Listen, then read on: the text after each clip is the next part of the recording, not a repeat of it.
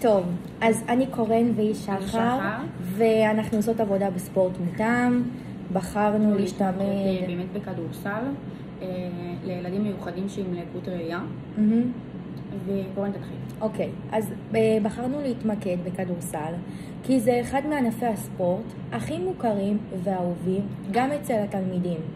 הוא משלב תנועה, שיתוף פעולה, דיוק, תגובות מהירות ובעיקר הרבה תקשורת, שזה גם משהו שאני חושבת שיכול מאוד לשרת גם אוכלוסיות עם צרכים מיוחדים. המאפיינים המרכזיים של המשחק הם כמובן מסירה, כדרור, קליעה ותנועה במגרש, וכל זה בתוך מסגרת קבוצתית שמבוססת על עבודת צוות.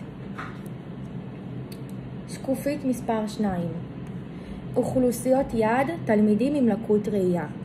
אז בחרנו להתמקד בתלמידים עם לקות ראייה, כי בעינינו זו אוכלוסייה שלפעמים פחות מקבלת מענה מותאם בחינוך הגופני. מדובר בילדים שיכולים להיות מאוד פעילים פיזית, אבל בגלל הקושי הוויזואלי שלהם הם זקוקים לסביבה בטוחה ומובנית יותר. לרוב אין פגיעה קוגניטיבית, אבל יש קושי בתפיסת מרחב, בהתמצאות ובתחושת ביטחון. מבחינה חברתית יש לפעמים ריחוק חברתי או תלות בליווי.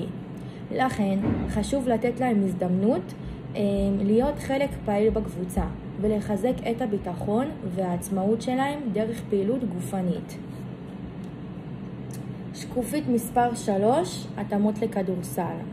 אז כדי באמת שתלמידים עם לקות ראייה יוכלו להשתתף בצורה שהיא מלאה ויוצאת דופן, עשיתי התאמות גם בציוד וגם בדרך ההוראה.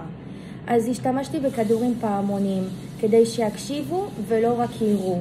את הסלים אפשר לסמן בקול, למשל להביא 2 מקלות, ואנחנו מסמנים ממש עם 2 מקלות על הסל,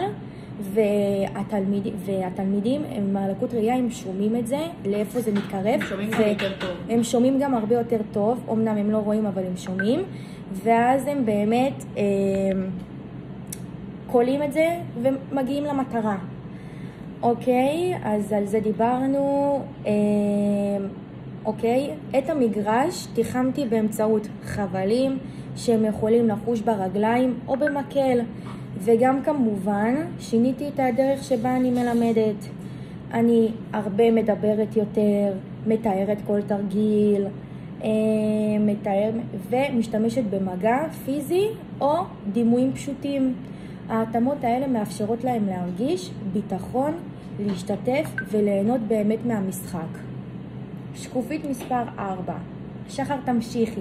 כן, אוקיי, אז לצורך המחשה, באמת בחרתי בבית ספר שאני למדתי בו, שזה אורט נהריה, וזה תיכון משכבות י' עד י"ב. אז יש שם מגרש באמת מקורה, סלים תקינים, אבל הציוד הרגיל של הלקות ראייה באמת לא מותאם שם. מה שחסר באמת זה הכדורים הפעמונים, כמו שאמרנו, חבלי סימון ואמצעים קוליים לסימון המטרה. זאת אומרת, כמו שקורן אמרה, שהיינו צריכים לקחת 2 מקלות ולסמן להם את הסל. מה עוד? והסביבה. האתגר המרכזי באמת הוא ההתאמה של הסביבה. עם ציוד פשוט והדרכה מתאימה באמת, אפשר באמת לגמרי להפוך את המגרש לנגיש. ומה שבאמת חשוב פה זה שיתוף פעולה, הכשרת התלמידים האחרים, שבאמת יתרמו לאווירה המכילה יותר. וזהו. זה שקופית 4, עכשיו שקופית 5. התוכנית שבאמת בנינו. התוכנית השנתית. בדיוק. חילקנו את התוכנית באמת ל4 תקופות, שכל אחת מהן מתקדמת שלב נוסף. בהתחלה עשינו שהם קודם כל יתחילו עם היכרות עם הכדור, באמת, שבאמת כאילו ייגעו בו, יראו שזה באמת עם פעמונים, יבדקו את המרחב שלהם עם כללי המשחק, כדי באמת לבנות ביטחון. בהמשך עשינו תרגול של מסירות, כדרור וזריקות. כל אחד מוסר לשני, זריקות, כדרור, באמת לפי מה שמותאם להם. אחרי זה באמת עשינו שילוב של משחקים פשוטים בקבוצה. ממש משחקים פשוטים, כמו שאמרנו, זריקות, כדרור וכל זה. ובסוף אנחנו מסיימים באמת בטורניר קטן, שהוא מסכם את הכל, גם מעלה להם את המוטיבציה, מעלה להם את הביטחון, ובאמת זה נותן להם תחושת של הצלחה. וזהו. ושקופית אחרונה, מערך שיעור לדוגמה. אז התכנון הוא באמת, עשינו תכנון של פעמיים בשבוע במשך 45 דקות. התכנון הוא במגרש הספורט של הבית ספר. אנחנו מתחילים באמת עם חימום, אני מתחילה ללמד אותם כאילו לעשות קודם כל חימום. אני אדבר בקול יותר גבוה, כדי באמת שישמעו אותי איפה אני נמצאת, איפה אני עומדת. אפילו עם רמקול קטן. נכון, כמו שאמרת. כדי באמת להכין את הגוף ולחדד להם את ההקשבה. אחר כך בחלק העיקרי אנחנו באמת עובדים על כדרור עם הקשבה לפעמונים. כמו שאמרנו, אנחנו עושים להם כדור עם פעמונים, והם באמת יתחילו להקשיב קודם כל לכדור. אחר כך זה יהיה זריקה לסל, זריקות לסל עם הנחיה קולית שלנו. אנחנו נכוון להם עם הנחיה קולית איפה הסל נמצא, ושם ככה הם יוכלו לכוון, לפי מה שהם שומעים. ולבסוף נעשה להם משחק קבוצתי קטן שבאמת מודד שיתוף פעולה בין כולם, ונסיים במתיחות, שממש מתיחות פשוטות, ונדבר איתם שיח קצר, באמת לשמוע מה עבד, מה לא עבד איתם, איך כל אחד באמת ירגיש, אם היה לו טוב, מה היה אפשר לשפר, וזהו, זה מאוד חשוב לנו ככה שבאמת כל תלמיד ירגיש שהוא הצליח, כל אחד בקצב שלו, במובן האישי שלו, ואנחנו גם שם נהיה בשביל לתמוך בהם, וכמובן גם חשוב לנו לציין שזה ילדים באמת מאוד מאוד מיוחדים, ושהם רק צריכים את המניעה, קודם כל את ההכלה הרגשית. את ההכלה הרגשית, ושמבוגר יהיה שם כדי לכוון אותם למטרה הנכונה, כדי שהם באמת יצליחו, כי הם יכולים מאוד מאוד להצליח. עכשיו אנחנו יכולים לצלם לכם רק את הטבלה, נכון? כן, את הטבלה. נצלם להם את הטבלה של כן. נצלם לה, סליחה. אוקיי, אז זאת הטבלה שלנו. שחר רואים טוב. אוקיי, זה הזמן. אז פה זה 10 דקות, הכנת הגוף לפעילות, חיזוק תחושת המרחב והכיוון, העלאת תחושת הביטחון. 25 דקות זה פיתוח כישורי שמיעה מרחבית ותיאום בין דיוק ובזריקת דרך השמיעה וחיזוק עבודת צוות ואימון בקבוצה. ו5 דקות זה כמו שאמרתי החימום, הרתיית שרירים, חיזוק תחושות מסוגלות וביטוי רגשי.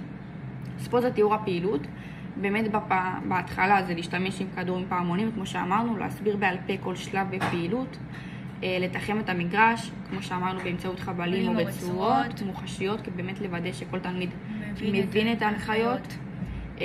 בשני אנחנו עשינו תרגיל חימום לגפיים העליונות, תוך הנחיה קולית ברורה, הכרת המרחב, הליכה מודרכת על גבולות המגרש, מסירות כדור עם פעמונים בזוגות, תוך שמירה על קשר זוגי. זאת אומרת, הם הלכו במגרש, אוקיי?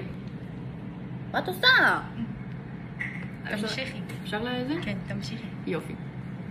ותרגול, אחר כך עשינו תרגול כדרור עם כדור פעמונים, תוך הקשבה לקול, זריקות לסל, מהנקודה המסומנת על ידי מדריך קולית וקבוצתי. פשוט העברת כדור בשיתוף פעולה, תוך שמירה על קשר קולי, כמו שאמרנו בהתחלה בהנחיות. ובסוף זה המתיחות של הגפיים העליונות, כי שם באמת הכדורסל יותר עובד על הגפיים העליונות, על הידיים והגב. ועם הנחיה קולית איטית וברורה, ואחר כך באמת, כמו שאמרתי, שיח סיום, כל תלמיד משתף באיזה אתגר הוא חווה, איפה היה לו יותר קשה, איפה היה לו יותר קל, האם הוא הצליח לקלוע על הסל, האם לא, ומה הוא היה רוצה שנשפר. וזהו, אני הייתי קורן, ואני שחר, וביחד אנחנו צוות מנצח.